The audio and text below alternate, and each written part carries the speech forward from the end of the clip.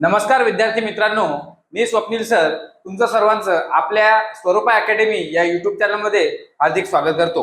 आपण पाहत होतो टीईटी परीक्षा 2016 या परीक्षेमध्ये विचारलेल्या गणित विषयाच्या गणितांची उत्तरे आणि आतापर्यंत आपण 91 ते 110 या 20 गणितांची उत्तरे आपण पाहिलेली आहेत। याचे एक दोन 10 गणितांचे वेगळे वेगळे दोन आपण व्हिडिओ बनवलेले आहेत आणि आता हे शेवटचे 111 ते 120 या 10 गणितांचा हा तिसरा व्हिडिओ या 2016 परीक्षेचा आपण तिसरा व्हिडिओ आज इथे पाहणार आहोत। चला तर मग करूया आपल्या या व्हिडिओला सुरुवात। बघा पहिलं गणित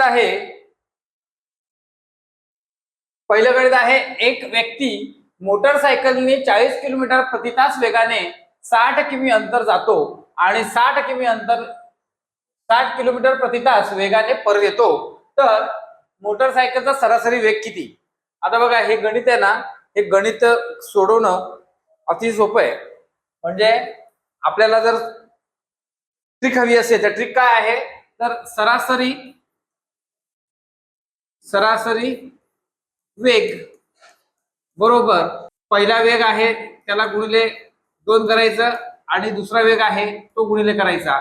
म्हणजे आपल्या लक्षात येईल की 60 गुणिले 40 गुणिले 2, पहिला सुरुवातीचा वेग v1 म्हणूया, v2 म्हणूया आणि त्याला गुणिले 2 आणि मग v1 अधिक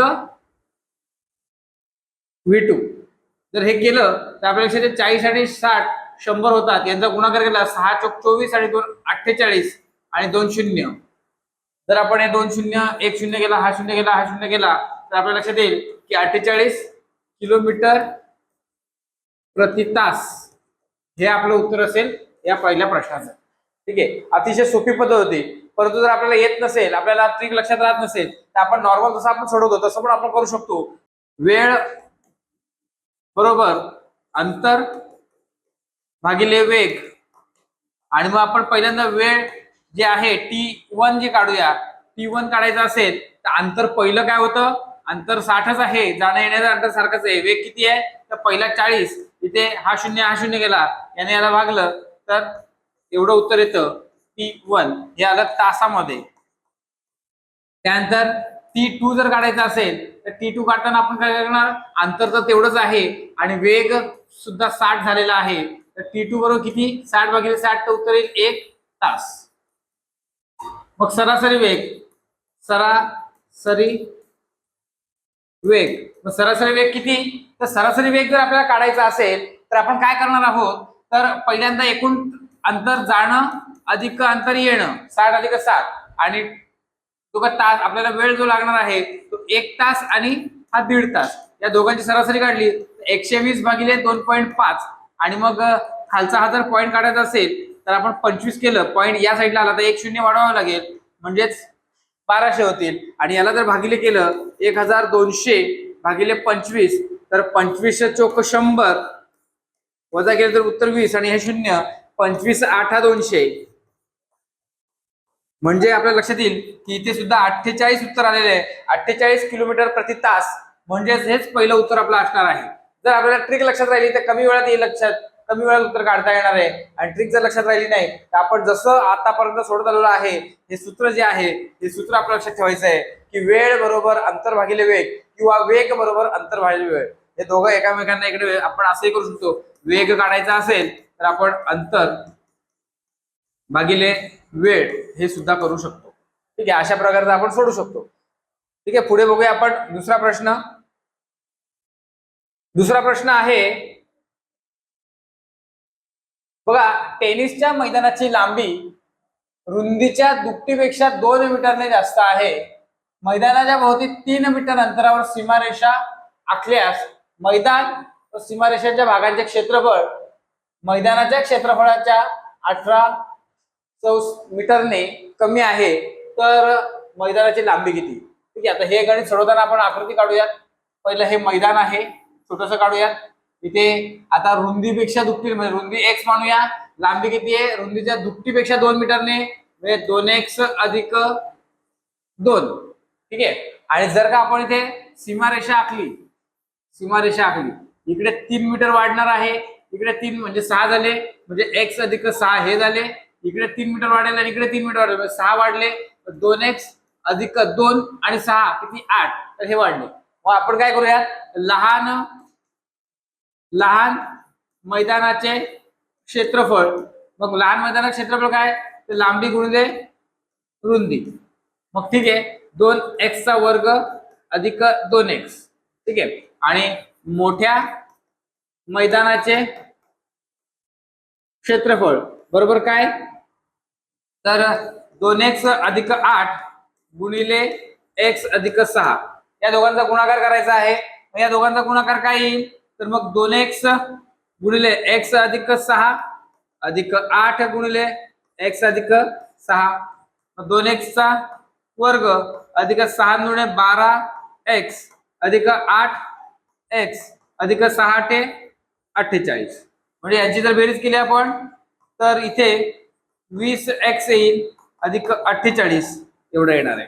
आता आपण काय केलं, लहान आणि मोठं या दोन्ही जे काही मैदान आहेत त्यांचं आपण काय केलं, इथे क्षेत्रफळ काढून घेतले. मग आपल्याला विचारलं काय, तर मैदान व सीमारेषा दरम्यान म्हणजे हा भाग जो आहे या भागाचं क्षेत्रफळ विचारलंय. ठीक आहे, या भागाचं क्षेत्रफळ कसं आहे, तर मैदानाच्या म्हणजे जे मैदान मुख्य मैदान होतं हे मुख्य मैदान होतं, या मैदानाच्या कसं आहे 18 पेक्षा कमी आहे. आपण दिलेल्या अटीनुसार बघूया. मग दिलेली अट काय आहे बरं, मग दिलेली अट आहे की मोठ्या, आता याचं जर क्षेत्रफळ काढायचं झालं तर मोठ्या मैदानाचं क्षेत्रफळ घेऊया, 2x चा वर्ग अधिक 20x अधिक 48 बरोबर आहे. आणि याच्यातून काय करावं लागेल, लहान वजा करावं लागेल, 2x चा वर्ग अधिक 2x. आणि मग हे कसं आहे, तर मैदान म्हणजे 2x चा वर्ग अधिक 2x हे मैदानापेक्षा वजा 18 मीटरने कमी आहे. याप्रमाणे जर काढायचं झालं तर आपण सगळं बाहेर काढूयात, जे कंसात लिहिलेले आहेत त्याला बाहेर काढूयात. काय होईल, हे अधिक होते वजा दे, हे अधिक झाले होते ते वजा झाले बरोबर. पुढे 2x चा वर्ग अधिक 2x वजा 18.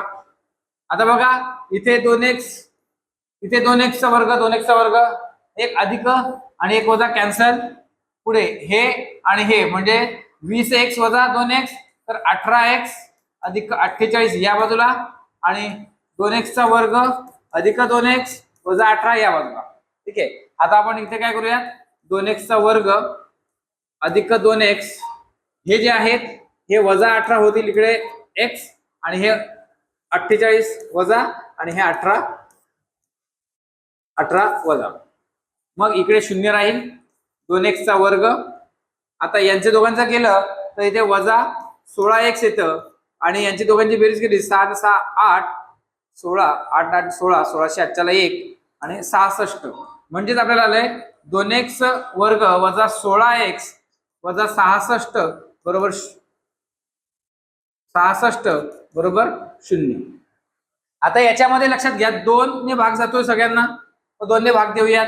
x चा वर्ग वजा 8x वजा 33 बरोबर 0. मग वजा 33 चे आपल्याला काय करायचंय, फोड पाडायची आहे. मग वजा 33 ची फोड पाडताना काय पडणार, तर 11 त्रिक 33 हे वजा आहेत तर मोठ्या संख्येला वजा, बाकी अधिक म्हणजे अधिक वजा वजा होईल. म्हणजे x चा वर्ग वजा 11x वजा 3x वजा 33 बरोबर 0. x वर्ग सॉरी इथे आपण या दोन दोनचे गट पाडले, x कॉमन काढला, x वजा 11 वजा 3 इथे वजा नाही इथे अधिक 3 x वजा 11 बरोबर 0. x वजा 11 आणि x अधिक 3 बरोबर 0 हे आपल्याला उत्तर आलेले आहे. ठीक आहे,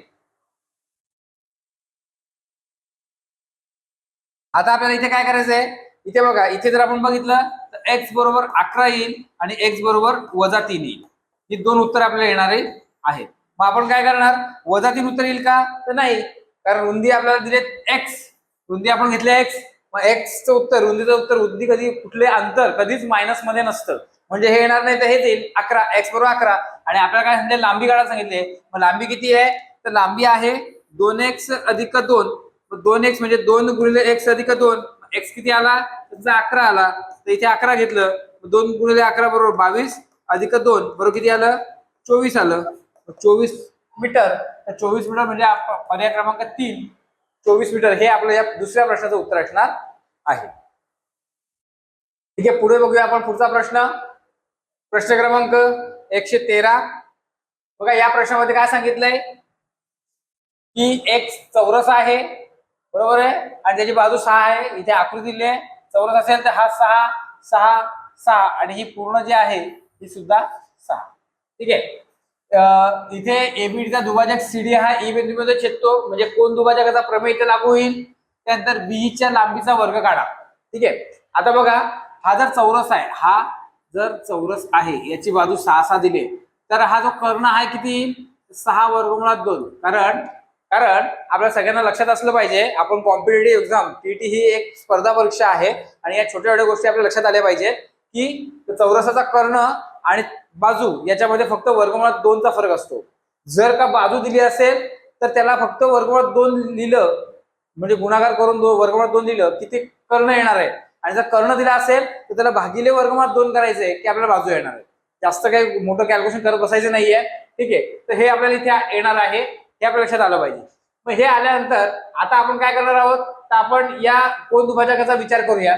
बघा जर कोन दुभाजकाचा विचार केला तर ही बाजू आणि ही बाजू इयत्ता 10वी मध्ये कोन दुभाजकाचा प्रमेय आहे. तर कोन दुभाजकाच्या प्रमेयानुसार जर आपण बघितलं, मी आता शॉर्टकट लिहितो सगळं. बघा या आता हे जर सगळं पुसलं, हे सगळं पुसलं तर हा जो आहे हा आहे त्रिकोण आणि हा आहे कोन दुभाजक.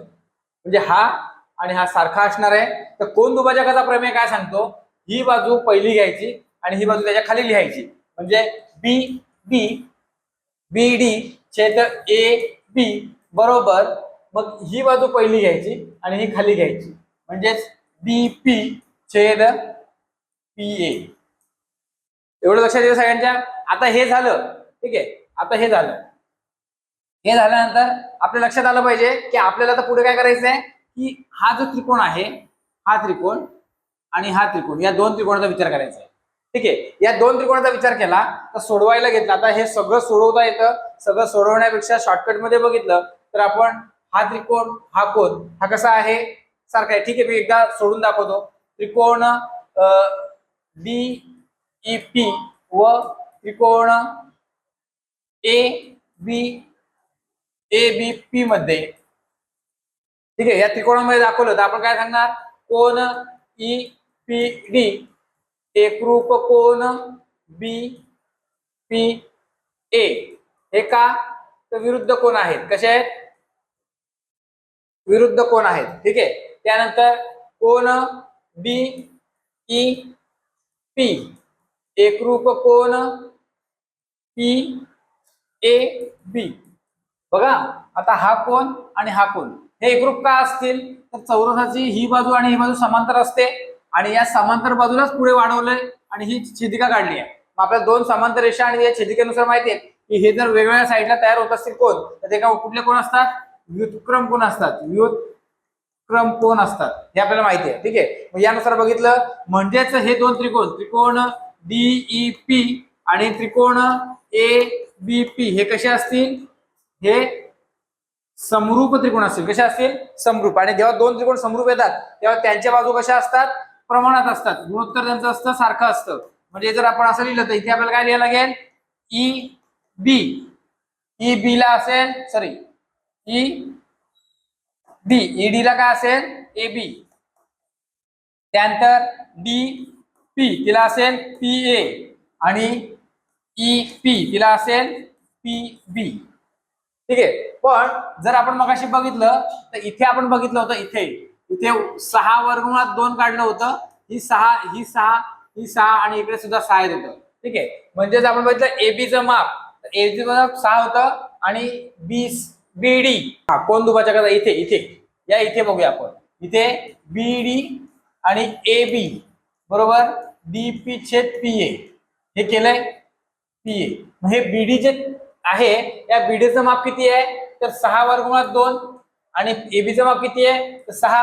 म्हणजे हे 6 6 कट झाले तर वर्गमुळात 2 छेद 1 म्हणजेच डी पी ए. म्हणजेच इथे किती आलं, इथे वर्गमुळात 2 आलं आणि इथे 1 आलं. हे लिहायची गरज नाही आता. ठीक आहे. मग इथे आपण बघूयात की डी पी आणि पी ए, हे डी पी आणि पी ए इथे वर्गमुळात 2 छेद 1 घेतलं हा ठीक आहे. पुढे आपल्याला काय करायचंय, आपण इथे ईडी, ईडी आपल्याला माहिती आहे का? नाही, ईडी माहिती नाही, पण एबी माहिती आहे का? हो, एबी माहिती आहे, 6 सेमी. इथे घेऊयात, हे घ्यायची गरज नाही. ठीक आहे, हे पण आपण लीड लिहूया, ई डी चे 6. मग जर त्याचा विचार केला, गुणोत्तर केलं, तर ई डी बरोबर वर्गमुळात 2 गुणिले 6/1, म्हणजे ई डी बरोबर किती आलं? 6 वर्गमुळात 2. हे उत्तर आलंय, म्हणजे हे आलं 6 वर्गमुळात 2. कळलं सगळ्यांना? बघा, आपण शॉर्टकट जरी सोडवलं तरी इथे कोण दुभाजकाचा प्रमेय वापरलाय? कोण दुभाजकाच्या प्रमेय. ठीक आहे, यानुसार केले आपण. आणि इथे आता आपल्याला काय करायचं आहे? आता आपल्याला ही बाजू, आता हे सगळं पुसून घेऊया. आता हे सगळं गेलं, आता आपल्याला याचा विचार करायचा आहे. बघा, चौरसा म्हणजे हा कोण कसा असतो? काटकोन असतो. काटकोन आला म्हणजे पायथागोरसचा प्रमेय बघू शकतो आपण. पायथागोरसच्या प्रमेयामध्ये काय सांगितलंय की ही बाजू 6 सेमी आणि ही 6 सेमी, ही 6 वर्गमुळात 2 सेमी, हे आपण काढलंय. ठीक आहे, मग पायथागोरसचा प्रमेय काय सांगतो की जर बी सी चा वर्ग केला अधिक ई सी चा वर्ग केला तर कुठला येईल? बी ई चा वर्ग. आणि तो बी ई चा वर्ग आपल्याला काढायचा आहे. ठीक आहे, मग बीसी चा वर्ग किती आहे? बीसी चा वर्ग 6 चा वर्ग अधिक ईसी, ईसी म्हणजे 6 ही आणि ही, म्हणजे 6 वर्गमुळात 2 या दोघांचा वर्ग बरोबर बीई चा वर्ग. 6 चा वर्ग 36 आपण डायरेक्ट घेऊयात. इथे याचा वर्ग 6 चा वर्ग आणि याचा वर्ग आपण इकडे घेऊयात 6 वर्गमुळात 2 चा वर्ग. आणि इथे जे आहे ते 2 गुणिले या दोघांचा गुणाकार, म्हणजे 2 गुणिले 6 गुणिले 6 वर्गमुळात 2, म्हणजे 36 अधिक ह्या 6 चा वर्ग, 36 अधिक 6 बेद सक 12, 12 सक 72 आणि वर्गमुळात 2 अधिक 6, 6 चा वर्ग 36 आणि 2 चा वर्ग 2 बरोबर बीई चा वर्ग बरोबर बीई चा वर्ग. ठीक आहे, आता 36 36 72 अधिक 72 वर्गमुळात 2 अधिक 72 बरोबर बीई चा वर्ग. आता हे 72 हे 72 144 अधिक 72 वर्गमुळात 2. ठीक आहे, आता इथे आपल्याला काय बघायचंय? बीई चा वर्ग. इथे आपण काय करू शकतो? 72 कॉमन काढू शकतो. 72 गुणिले 2 म्हणजे 144 अधिक वर्गमुळात 2, 72 गुणिले 2 वर्गमुळात 2 बरोबर बीई चा वर्ग. तर हे उत्तर आहे का आपल्या पर्यायामध्ये? 72 कंसात 2 वर्गमुळात 2, 2 अधिक वर्गमुळात 2, पर्याय क्रमांक 2 हे आपल्या 113व्या प्रश्नाचं उत्तर असणार आहे. कळलं सगळ्यांना? पुढचा प्रश्न बघूया आपण. 114वा प्रश्न. 114वा प्रश्न जो आहे तो पण अतिशय सोपा आहे, एवढं काही कठीण नाहीये. बघा, इथे आपल्याला दिसतंय या प्रकारचा इथे काटकोन दिसतोय आपल्याला. ठीक आहे, मग हे वर्तुळ पाकळी आहे, ही एक वर्तुळ पाकळी, ही एक वर्तुळ पाकळी आहे. मग वर्तुळ पाकळी क्षेत्रफळ, तर आपण इथे या वर्तुळ पाकळी क्षेत्रफळ लगेच काढू शकतो. ठीक आहे, त्याने काय घेतलंय? ओपी. ओपी किती आहे? 7 आहे, म्हणजे ही 7 आली. हा, आणि पूर्ण किती आहे? पूर्ण 9 आहे. इथून एवढी किती आली? 9 आहे, ही 7. ठीक आहे, 7.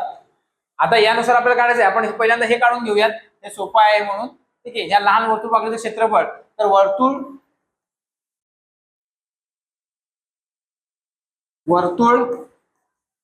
पाकळीचे क्षेत्रफळ बरोबर थिटा भागिले 360 गुणिले पाय आर वर्ग. थिटा किती आहे? इथे 40 भागिले 360 गुणिले पाय, तर पाय नको घ्यायला, तसा तसा घेऊया. आर किती आहे? 7 चा वर्ग. ठीक आहे, हा शून्य गेला, हा शून्य गेला, 4 1 4, 4 9 36, 1/9 गुणिले पाय गुणिले 7 7 49. मग आता याचा उत्तर केला तर किती उत्तर आलं? इथे या दोघांचा गुणाकार केला 49/पाय भागिले 9. ठीक आहे, आता पुढे बघूयात आपण. पुढे काय करूया? या वर्तुळ पाकळीचं क्षेत्रफळ काढायचंय. तर हे पूर्ण वर्तुळ पाकळीचं क्षेत्रफळ काढायचं आणि मग त्यातून हे वजा करावं लागणार आहे. मग आपण काय करूया? दोघांचं, म्हणजे आता या छायांकित भागाचं क्षेत्रफळ काढायचं असेल तर डायरेक्ट करूया. या वर्तुळातील क्षेत्रफळ वजा या वर्तुळातील क्षेत्रफळ, म्हणून काय करूया? R1 जो मोठा आहे R1 याला लिहूयात आणि याला R2 घेऊयात. ठीक आहे, म्हणजेच आपल्याला जर छायांकित आपण असं लिहूयात की छायांकित वर्तुळ पाकळीचे क्षेत्रफळ इकडे काढायचं असेल तर थिटा भागिले 360 गुणिले पाय R1 चा वर्ग वजा थिटा भागिले 360 गुणिले पाय R वर्ग 2 चा वर्ग. मग थिटा किती आहे तर 90/360 गुणिले पाय जसा ठेवा आणि R1 किती आहे तर 9 चा वर्ग वजा पुन्हा 90/360 गुणिले पाय जसा ठेवा आणि R किती आहे 7 चा वर्ग. मग इथे 0 0 गेला 0 0 गेला 9 1 9 9 चौक 36 9 1 9 9 चौक 36 म्हणजे 1/4 गुणिले पाय गुणिले 9 चा वर्ग 81 वजा पुन्हा इथे 1/4 गुणिले पाय गुणिले 7 चा वर्ग 49. ठीक आहे, आता इथे आपण 81 पाय छेद 4 वजा 49 पाय छेद 4 म्हणजे 4 4 कॉमन इथे घेतलं 81 पाय वजा 49 पाय आणि मग यांची दोघांची वजाबाकी केली तर 81 मधून 49 गेले तर किती आले 11 मधून 9 गेले राहिले 2 आणि 7 4 गेले राहिले 3 32 पाय. हे आपलं या प्रश्नाचं उत्तर आलंय. आता 32 पाय आणि हे म्हणजे हे जे आहे हे आलंय किती 49 पाय छेद 9 आणि हे जे आहे हे आले 32 पाय म्हणजे या दोघांची बेरीज करायची आपल्याला. इथे 4 ने 32 ला भाग जातोय तर 4 8 32 म्हणजे एवढं उत्तर येणार आहे. जर आपण बघितलं पुढे आपल्याला बघूया की छायांकित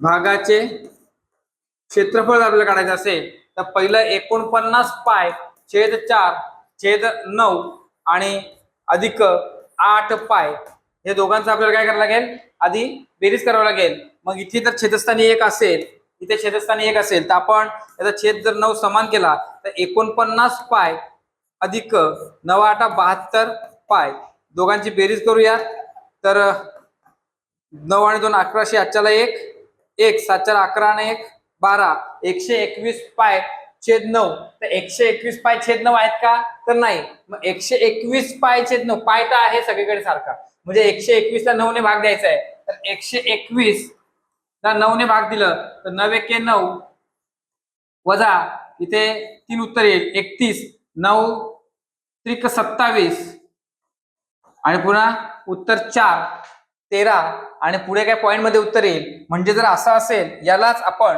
मी इथे लिहितो 121 पाय छेद 9 याला जर आपण इथे केल्याप्रमाणे किती 13/4 आणि इथे 9 पाय हे असेल तर उत्तर आपलं इथे आहे का हो 13 उलट केलं मी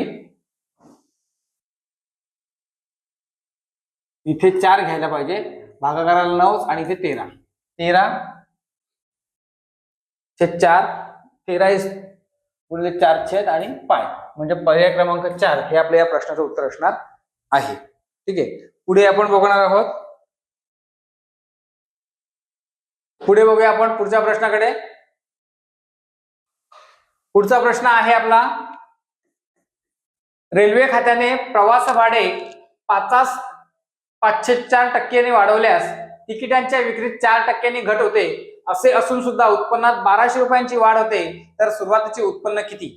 बघा 5/4 हे जर टक्के काढायचे असतील तर आपण बघूयात 5 चोक 20 आणि 25/4 म्हणजे त्याला भागितलं तर 25/4 केलं तर 6 चोक 24 1 0 म्हणजे 0.2 8 आणि 2 0 म्हणजे 5 6.25% असं त्याचं उत्तर येतं.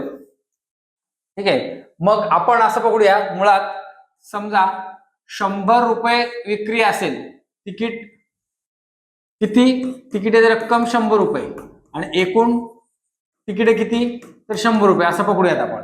ठीक आहे, म्हणजे एकूण उत्पन्न एकूण उत्पन्न उत्पन्न किती आलं तर 100 गुणिले 100 असं पकडलं तर किती येतं 10,000 रुपये. ठीक आहे, एवढं येतं 10,000 रुपये. पण जर प्रवास भाडे वाढवले म्हणजे हे जे आहे हे वाढवले 100 रुपयांमध्ये किती रुपये वाढले 6.25 म्हणजेच वाढलेले प्रवास भाडे किती आलं तर 106.25. ठीक आहे, एवढं आलं. मग आता एवढं आल्यानंतर आपल्याला 4% घट होते तिकिटात. म्हणजे याच्यातून एकूण तिकिटे मग घट झाल्यानंतर एकूण तिकिटे किती आहेत तर 100 वजा 4% म्हणजेच 96. बरोबर आहे. मग एकूण उत्पन्न किती आलं एकूण उत्पन्न तर 96 गुणिले 106.25 गुणिले 96 केले तर 6×5 साइन जोडे 12 13 14 1505 अच्छाला 1 6 7 36 आणि 1 37 अच्छाला 3 6 0 0 आणि 3 आणि नंतर 6 नंतर 9 5 45 9 गुणे 18 19 20 21 22 2 अच्छाला आले 2 9 7 54 55 56 अच्छाला आले 5 आणि नंतर 5 जसे तसे आणि 9 इकडे आता बेरीज करूया 0 0 हाच्याला 1 10 0 हाच्याला 1 इथे 6 आणि 4 10 हाच्याला 1 6 आणि 6 12 हाच्याला 1 आणि 10 म्हणजे इथे 2 नंतर पॉइंट आहे इथे 2 नंतर पॉइंट तर उत्तर आलं 10,200. किती आलं 10,200.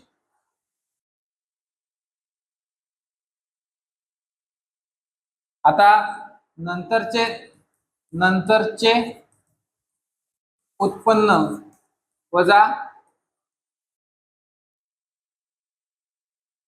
सुरुवातीचे उत्पन्न याचा विचार केला तर किती येतं 10,200 वजा 10,000 म्हणजे 200 रुपये. किती 200 बरोबर आहे. आता 10,200 या 10,000मध्ये आपण हे 200 रुपये कितीने वाढले 200 रुपये तर 10,000वरती वाढत असतील 10,000वर 200 रुपये वाढत असतील तर यांची टक्केवारी काढावी लागेल आपल्याला. टक्केवारी हे 2 शून्य गेले हे 2 शून्य गेले हे 2 शून्य गेले हे 2 शून्य गेले तर 2% आले म्हणजे वाढ किती झाली 2%. मग 2% म्हणजे किती तर 1,200 रुपये. 2% म्हणजे किती 1,200 रुपये होते. तर 1% म्हणजे किती 600 रुपये. 1% म्हणजे किती 600 रुपये. आणि मग याला 100% केलं तर सरळ सरळ याच्यावर 2 शून्य ठेवायचे म्हणजे उत्तर किती आलं 60,000 रुपये. किती 60,000 रुपये. तर आपलं हे पर्याय क्रमांक 2 हे या प्रश्नाचं उत्तर असेल 60,000 रुपये. चला पुढच्या प्रश्नाकडे वळूया आपण. पुढचा प्रश्न आहे चौकोन ABCD हा आयत आहे तर याचा विचार केला तर हा आयत आहे. ठीक आहे, हा कंस आणि हा कंस या दोन कंसांचे अर्धवर्तुळ आहेत. AB बरोबर 28 आहे आणि AB आणि BC यांचं माप गुणोत्तर 4:3 आहे. तर या पूर्ण वर्तुळ पाकळीचं म्हणजे जर इथून बघितलं तर इथून एवढं आपल्याला काय करायचं परिमिती काढायची आहे लांबी काढायची आहे. या कडेची लांबी काढा. तर बघा जर आपण बघितलं की AB छेद BC बरोबर 4:3 आहे पण AB बरोबर 28 आपल्याला दिलेली आहे आणि BC बरोबर 4:3. जर आपण इथे BC या साईडला आणलं आणि इथे 28 गुणिले 3 केलं आणि हे 4 इकडे भागीला केले तर आपल्या लक्षात येईल की BC बरोबर 7 चोक 28 7 त्रिक 21. BC बरोबर किती आलं हे माप जे आहे ते 21 आलेलं आहे. किती आलंय 21. आता आपल्या लक्षात येईल हे 28 आहे म्हणजे हे 28 येणारच आहे पण आता हे काढावे लागेल. हे अर्धवर्तुळ आहे मग अर्धवर्तुळ पाकळीचे क्षेत्रफळ जर काढायचं झालं वर्तुळाचे क्षेत्रफळ काढूया. वर्तुळाचा परिघ वर्तुळाचा परीघ काढूयात आणि त्याला भागिले 2 करूयात, म्हणजेच 2 पाय आर. तर इथे 2 आर पाय असं घेतलं, म्हणजे 2 पाय आर म्हणजेच काय, तर 21 आहे. तर पाय जो घेतला, पाय आपण 22/7 घेऊयात, 22/7 घेऊयात, गुणिले 2 आणि आर म्हणजेच डी म्हणजे 21 घेऊयात, कारण हा व्यास होतो आपल्याला. व्यास डी बरोबर 2 आर हे आहे, डी बरोबर 2 आर आहे, म्हणजे तिथे 2 आर बरोबर डी 21 बरोबर आहे. आणि मग 7 त्रिक 21 हे आले 66 आलंय. आपल्याला अर्धवर्तुळ आहे,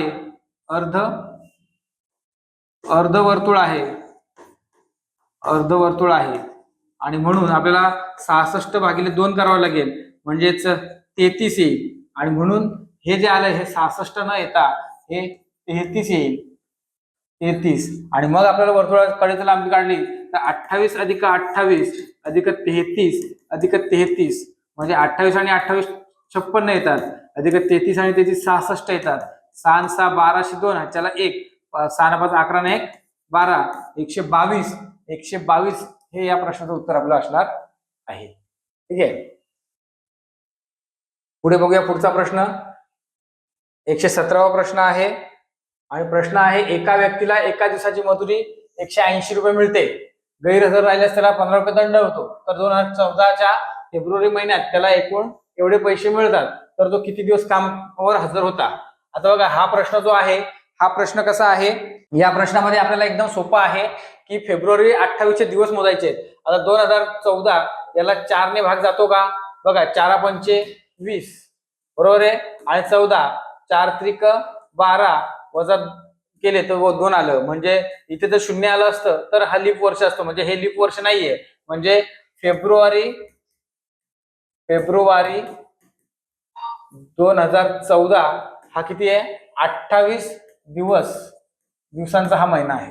ठीक आहे, आता एक लक्षात घ्या, जर 28 दिवस आहेत आणि त्याला दिवसाची मजुरी 180 रुपये मिळते, ठीक आहे, 180 रुपये दिवसाची मजुरी मिळते, तर मग त्याला एकूण किती मिळू शकतात, तर मग 180 गुणिले 28, ठीक आहे, 8 0 0 8 8 64 64 8 1 8 आणि 7 14 4 बरोबर आहे.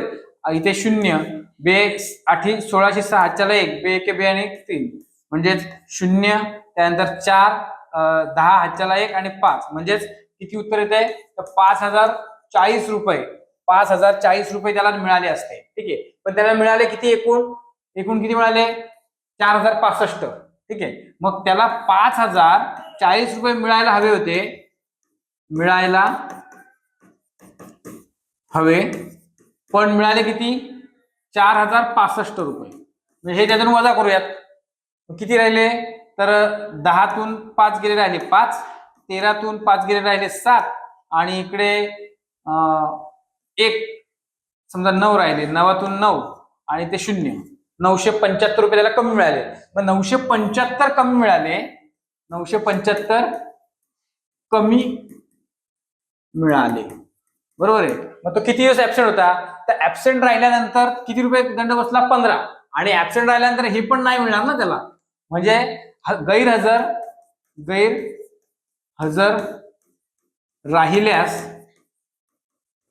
राहिल्यात नुकसान किती होतं, नुकसान किती आहे, तर 180 अधिक 15 बरोबर 195 बरोबर आहे. मग आता 195 रुपयाचं नुकसान आहे आणि एवढं कमी मिळाले, मग 975 भागिले जर आपण 195 केले तर आपल्याला उत्तर मिळेल किती दिवस तो ऍबसेंट राहिला. मग आपण एक काम करूया, याचा पाडा बनवूया, बरोबर की नाही, 0 195 9 2 18 ने 19 390 त्यानंतर 5 9 9 18 हातच्याला 1 बरोबर आहे, परत 10 हातच्याला 1 9 2 18 हातच्याला 1 7 परत 5 1707 हातच्याला 1 आणि 9 975 म्हणजे 1 2 3 4 आणि 5 दिवस तो इथे गैरहजर राहिलेला आहे. किती, 5 दिवस. म्हणजे त्याने काय किती दिवस कामावर हजर होता, तर 5 दिवस गैरहजर. गैरहजर. म्हणजे 28 वजा 5 केले तर 23 उत्तर येतं. म्हणजे 23 उत्तर आहे का, तर पर्याय क्रमांक 3 हे आपल्या प्रश्नाचं उत्तर असणार आहे. ठीक आहे, पुढचा प्रश्न बघूया. 118वा प्रश्न. ठीक आहे, आता 118वा प्रश्न काय सांगितलंय की 2x अधिक 5y बरोबर 11, 2x अधिक 5y बरोबर 11 या रेषेला लंब असणाऱ्या व y अक्षाला अंतरछेद 7 असणाऱ्या रेषेचे समीकरण खालीलप्रमाणे किती आहे. आता इथे बघितलं ना तर आपल्याला एक करायचं आहे की 5y इथेच ठेवायचे, 11 इथेच ठेवायचे. हे 2x आहेत ना, हे इथे आले पाहिजे, ते वजा 2x होते.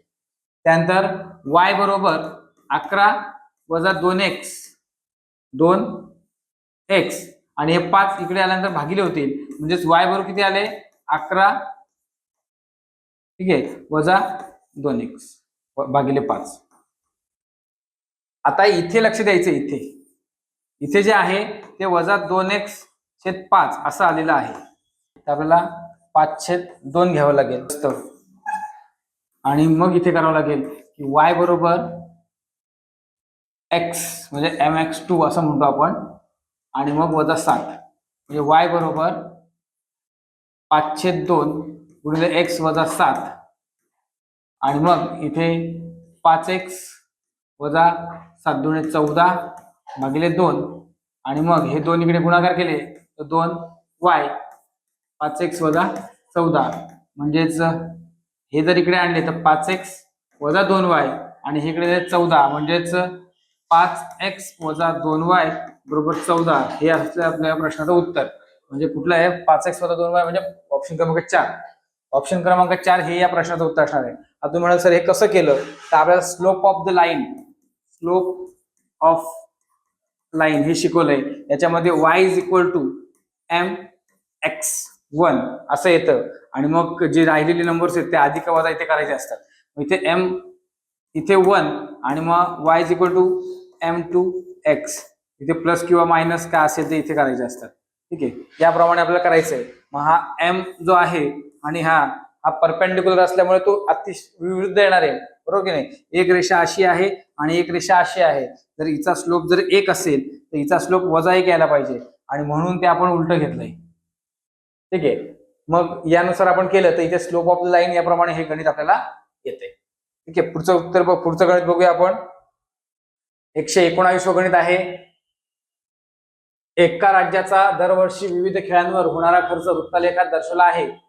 याचं निरीक्षण करून 2 प्रश्न आहेत ते सोडवायचे. बघा, एकूण खर्चाचा शेकडा किती खर्च क्रिकेटवर होतो. आता बघा किती खर्च म्हणजे हे जर यांची बेरीज करूया आपण सगळ्यांची, त्या सगळ्यांची आपण काय करूयात बेरीज करूयात. किती टक्के आहेत क्रिकेट पासून 135, त्यानंतर 108, 16, 20 आणि 81.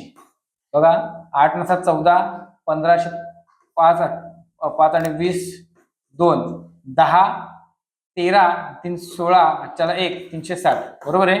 म्हणजेच क्रिकेटचा आपल्याला सांगितलंय क्रिकेटवर खर्च होतो त्याचा शेकडा किती होतो तो काढायचा आहे. 35 हे जे आहेत हे 360 पैकी किती मग टक्के. ठीक आहे, असं उत्तर काढायचंय. तर हा 0 गेला, हा 0 गेला, याने याला गुणूयात 135 आणि हा 0 भागिले 33 बरोबर आहे. मग आपण 9 चौक 36 आणि 9 15 135 15 9 35 असेल आणि मग 0 म्हणजेच 150 भागिले 4.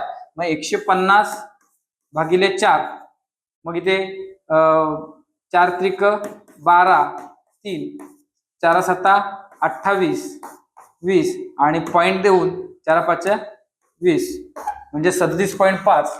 पण इथे 37.5 इथे उत्तर कुठे आलेलं नाही.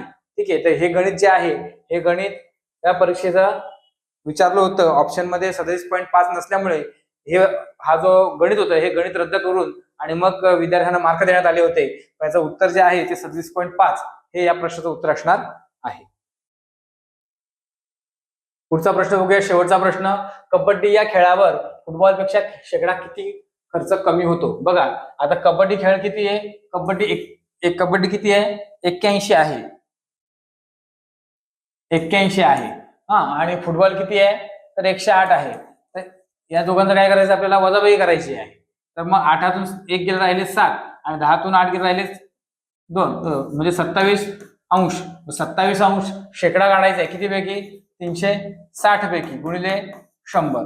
आता इथे आपण बघूया हा शून्य गेला, हा शून्य गेला, पुन्हा 27 हा शून्य इथे ठेवायचा आणि 36 9 चोक 36 9 त्रिक 27 म्हणजे 30/4 हा उत्तर आलंय.